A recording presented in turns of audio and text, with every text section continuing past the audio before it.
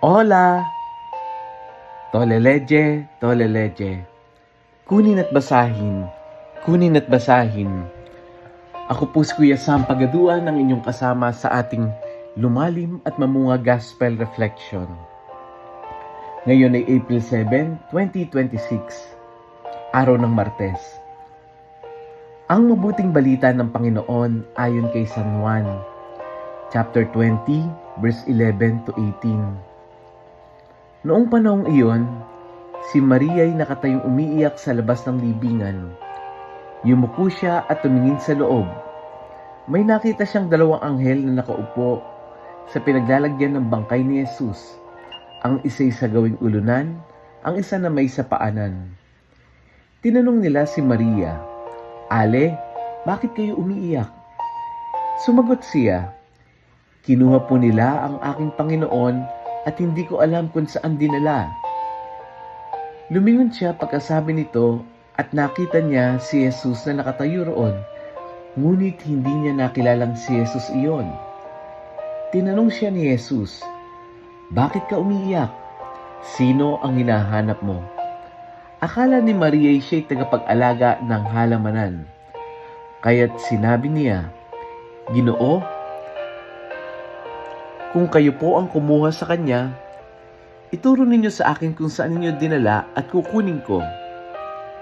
"Maria," ani Jesus. Humarap siya at kanyang sinabi, "Rabboni," ibig sabihin, guro. "Huwag mo akong hawakan, sapagkat hindi pa ako nakapupunta sa Ama," wika ni Jesus. "Sa halip, pumunta ka sa aking mga kapatid at sabihin mong, aakyat ako sa aking Ama at iyong Ama, sa aking Diyos at inyong Diyos." Kaya't si Maria Magdalena ay pumunta sa mga alagad at sinabi, "Nakita ko ang Panginoon." At patuloy na sinabi sa kanila ang bilin ni Jesus. Ang mabuting balita ng Panginoon. Pinupuri ka namin, Panginoong Hesukristo. Happy Easter Tuesday po sa inyong lahat. Naalala niyo ba yung subject nung high school na ang tawag ay Noli Me Tangere? Literal yung Noli Me Tangere, no? Yun ay isang Spanish term, pero ang pinaka pinagmulan talaga nito ay dito mula sa gospel na binasa natin ngayon. Ano bang ibig sabihin ng Noli Me Tangere?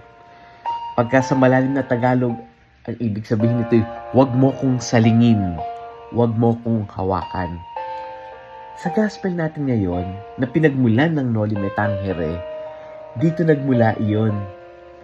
Nung sinabi ni Jesus kay Maria Magdalena na, "Huwag mo kong hawakan.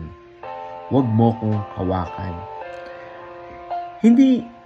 Bakit ba ayaw magpahawak ni Jesus? No?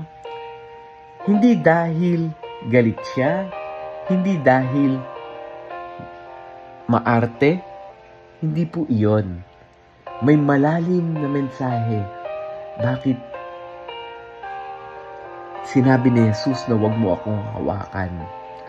Kasi, para kay Maria Magdalena, syempre alam mo yung ang tagal-tagal na nawala nung taong ito, parang miss mo na. Kaya gusto mong yakapin, gusto mong hawakan. Pero on the other hand, para kay Jesus, no? Ano ang gusto niyang iparating dito? Oops, teka muna. Huwag mo kong hawakan na parang gusto mong ibalik sa dating paraan ng presensya niya. Bakit? Dahil si Jesus ay nasa bagong yugtunan ng kanyang misyon. Hindi na siya babalik sa dating anyo ng pakikisama bago ang krus. May bagong paraan ang kanyang presensya at hinahanda niya ang kanyang mga alagad. Ano yung kanyang bagong presensya? Sa pamamagitan ng Espiritu. Hindi bawal mahalin si Jesus, kundi ang paanyaya niya, anong parang gusto niya sabihin? Huwag manatili sa simpleng pagkapit. Huwag manatili doon sa punto na, di ba kasi paghawak natin ang isang bagay, we want to control everything. Sa buhay natin, maraming mga bagay ang gusto nating hawakan ng mahigpit. Perhaps, yung mga magagandang alaala ng nakaraan. Ewan ko lang, may mga taong ayaw nating mawala. May mga sitwasyon na gusto natin, sana yung sitwasyon na to, dito na lang tayo. Sana wag na mabago. May pagkakataon din na gusto nating manatili sa isang magandang spiritual moment. Kapag masaya yung retreat, gusto natin wag nang matapos. Kapag payapa yung panalangin, ayaw na natin bumalik sa realidad. Pero minsan, ito yung sinasabi rin ni Jesus, wag mo akong hawakan. Ibig sabihin, wag kang manatili sa sandaling iyan. May susunod ka pang misyon. May susunod ka pang gawain. Move forward. Ang isang mahalagang punto rito, yung sinabi ni Jesus na wag mo akong hawakan, na parang wag tayong ma-amaze sa kung ano lang yung present situation. Gusto niya mag-move forward tayo. Kaya nga, ano ang karugtong nung pagkakasabi niya ng wag mo akong hawakan? Humayo ka at ibalita mo sa iyong mga kasama, sa mga alagad. Dahil ang tunay na encounter with Jesus ay hindi nakakulong sa personal na damdamin lamang. Ito'y laging may kasunod na we were sent. Sinusugo tayo ay ipinapadala. For our reflection, sa buhay mo ngayon, tingnan natin, ano ba yung gusto nating hawak-hawak ngayon? Ano ba yung hirap na hirap mong bitawan sa buhay ngayon?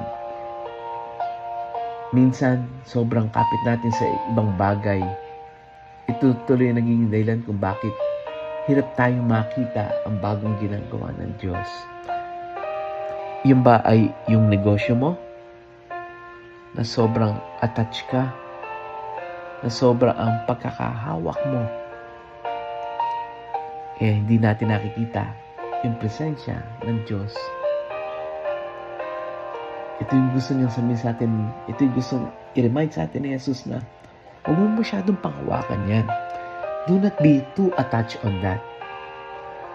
Ito ba yung kapag may maganda kang karanasan sa Diyos, huwag lang manatili sa damdamin. Dalhin ito sa gawa. Kaya yung gospel natin ngayon, anong paanyaya sa atin? Huwag mong kontrolin yung moment na parang gusto mo ito na lang, huwag nang matapos. Let it go. Huwag mong hawakan. Let us pray. Panginoong Jesus, turuan mo akong magmahal ang hindi nagkokontrol, hindi mahigpit ang aking pagkakahawak. Turuan mo akong humawak ng may tiwala. Turuan mo akong bumitaw kapag panahon na para sumunod sa iyong tawag. Kapag may mga bagay kaming gustong ikapit ng mahigpit, bigyan mo ako ng pusong handang magtiwala sa bago mong ginagawa sa aming buhay. At tulad ni Maria Magdalena, naway mula sa aming luha at pagkita sa iyo, matuto kaming humayo at dalhin ang mabuting balita. Huwag lamang kaming makontento dahil personal ka namin nakilala, kundi ma-share ka rin namin sa iba. Huwag kaming maging madamot na ang panghawakan lang namin yung sarili naming karanasan, kundi yung pakiramdam namin na nandiyan ka sa buhay namin, maibahagi din namin ito sa iba. Amen. Friends, kung may kakilala kang nahihirapang bumitiw, may kinakapitan sa nakaraan, marahil siguro yung mga nagluluksa na talagang hindi sila makalet go. Ito'y paanyaya ni Jesus na unti-unti Nawagan natin ang kapit. I-share natin yung audio gospel na ito sa ating mga GC, ating mga kaibigan, kamag-anak, pamilya. Kasi minsan sa simpleng pag-share, nagiging paalala ito na ang ating pananampalataya ay hindi laging paghawak. Minsan, ito'y pagtitiwala habang nagpapatuloy. Muli, ako po si Kuya Sam Pagaduan. Laging nag-aanyaya, halina, tayo ay lumalim at mamunga. Lumalim sa pananampalataya at mamunga na mabuting gawa. God bless us all.